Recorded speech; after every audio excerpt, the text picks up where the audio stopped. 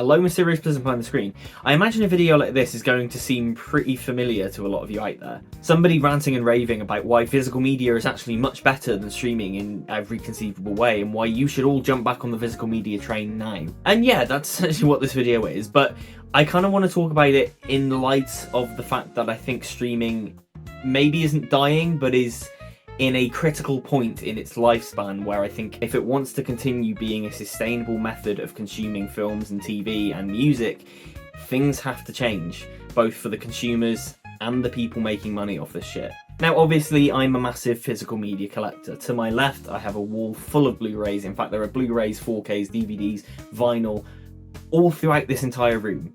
There is no shortage of amazing physical media around me, and I have always been a huge supporter of it, pretty much ever since I can remember. And in the last couple of years especially, there's been a massive movement online of people waking up and being like, hey, maybe we shouldn't have gotten rid of all of our discs all those years ago, because there's a hell of a lot of benefits over streaming, which I'm sure you all know about. Better picture quality on Blu-rays and 4Ks than the compressed streams that a lot of these apps offer. You pay once and you can watch your film or TV show as much as you like, free of ads, censorship, or egregious compression. There's a lot more bang for your buck, because a lot of the time you'll get really cool packaging that makes you proud to put it on a shelf and go, yes, I've spent my money on that and I own it and it's there. And look at what I spent my money on. Look how cool this is. And a lot of the time, the money that you put into physical media will go directly back to the artist who made that film, TV show, album, game, whatever that you loved in the first place. And it has been lovely to see a big group of people get back into collecting DVDs, Blu-rays, 4Ks. People love collecting this shit. And I love the fact that on TikTok especially, there's been a real boom of people going, physical media is awesome and look at my collection. And at the same time as physical media is having a bit of a resurgence, we've had streaming services making some really dodgy decisions. I'm talking stuff like introducing paid ad plans. People can now pay to keep their streaming services, but it'll have mid-roll ads every 5 minutes. Taking 3 years to make 8-episode shows. Censoring or otherwise altering films and TV shows. Straight up removing their own programming that they have produced, never to be seen again. And we've let this happen.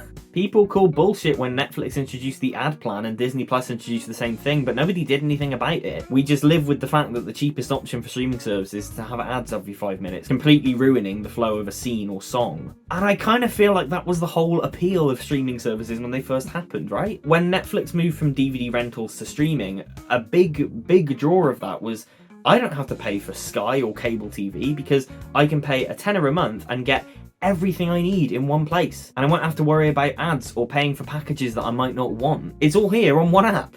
It's amazing. And then, slowly but surely, because the human race can't have nice things, people started to catch on that Netflix was making a hell of a lot of money. And then came the avalanche. Amazon Prime, Disney Plus, Quibi, Discovery Plus, Paramount Plus, Apple TV Plus, DC Universe. Fast forward 10 years, and if you want to watch everything that you're interested in, you're going to have to pay for about 10 streaming services. Because the gimmick of Netflix couldn't last forever. As soon as studios caught on to the fact that people really liked this streaming thing, suddenly licenses were being taken away from Netflix and you couldn't have everything in one place anymore because the corporations wanted everything to themselves, which, from a big corporation's point of view, is understandable. Why would you want somebody going to another company's app to watch the stuff that you've made? Which just comes back to my point that streaming was never sustainable. It was a boom that really dominated the 2010s, and looking back, really couldn't last very long in the perfect state that it was in to begin with. And streaming now in this day and age, and the effect that it's had on the way we consume our media, I hate it. I don't hate streaming as a concept. I think it's a great invention and a brilliant idea. But like I say, we can't have nice things. And then there comes the limitations of the actual concept. Streaming, I think, has conditioned people to just treat TV and film especially as background noise. And hey, I don't diss anyone for doing that. I do that myself. If there's a show that I particularly like and I just want to, I don't know, build some Lego or something, I'll put it on in the background while I build my Lego, and that's great. Or doing any menial task like that. I don't diss anyone for doing that. However, because of the convenience of streaming apps, it's kind of conditioned the general public to treat these things as disposable.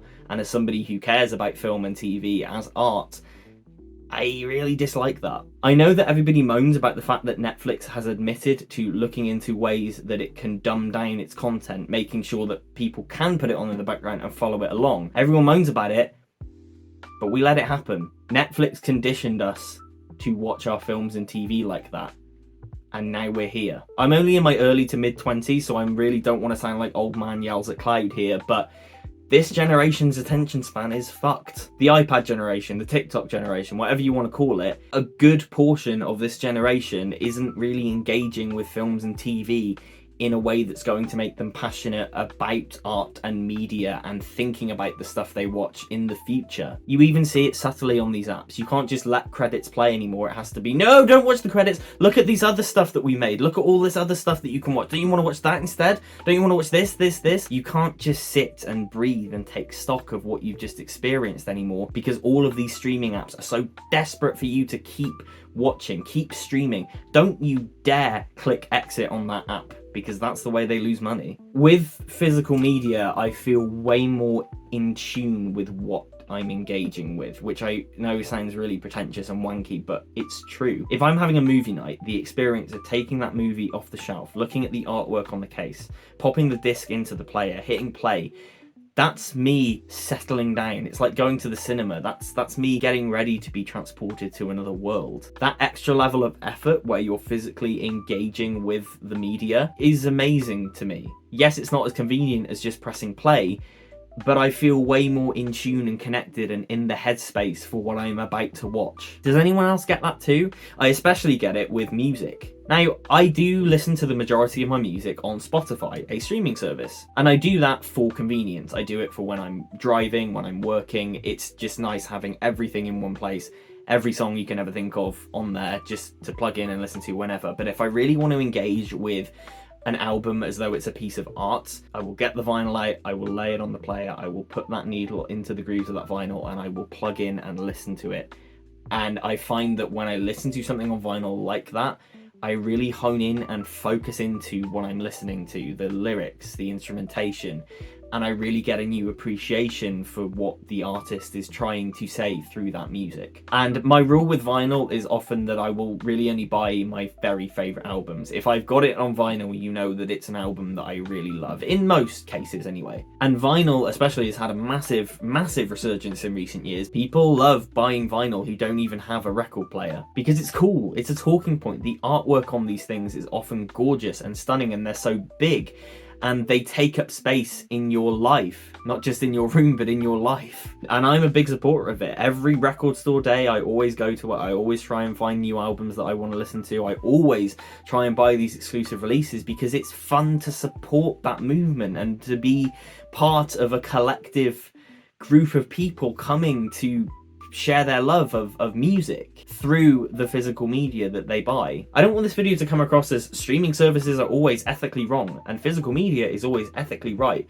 because that isn't the case at all. I'd be a fool to say that, because most people do use streaming as their primary form of entertainment, and you know what, that's fine. I have no problem with it. I have many streaming services myself and I love using them. Physical media becoming a niche has led to a lot of money grabbing practices from these studios. I don't expect everybody to drop what they're doing and just buy a bunch of 4K discs, because they're expensive. It is an expensive hobby, and you get more famous artists doing things like, here's my new album and here's 12 different variants of the album, and don't you want to buy them all in different colors? And that's just capitalism. That's gonna happen in any field of entertainment. It's just a natural byproduct of it, and there's a larger discussion to be had there. But the point is, if I buy a physical copy of something, chances are more of that money is going to go to the actual artists that have made it than if I just streamed it. It's been proven that DVD sales back in the day saved a lot of films and shows. It was like a second opening weekend. The only reason Family Guy is still on the air is because the sales of those DVD sets were so good that it literally brought the show back from cancellation. And I just can't help but think, how many shows have we lost to streaming services over the years that have got cancelled after 1 or 2 seasons?